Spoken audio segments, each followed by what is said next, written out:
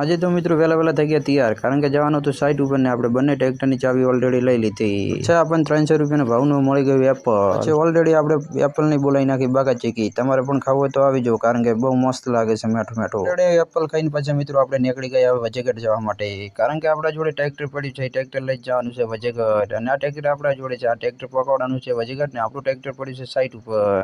અને પછી આપણે ટ્રેક્ટરને માર્યો સેલ, પણ સેલ લાગ્યો નહીં. કુછ તો દયા ગડબડ હે. પછી હું વિચાર કર્યો કે શું થયું છે, પણ થઈ ગઈ હતી બેટરી ડાઉન. પછી ઓલરેડી મિત્રો આપણે આવ્યો એક વિચાર, કારણ કે આપણે ધક્કો મારીને તો ચાલુ નહીં કરવું, પણ ટેકનોલોજી વાપરવી છે. પછી આપણે કર્યો ગેર ચેક, કારણ કે ગેરમાં તો નહીં ને કે આપણે બાકા ચીકી બોલાવી નાખશે ટ્રેક્ટર.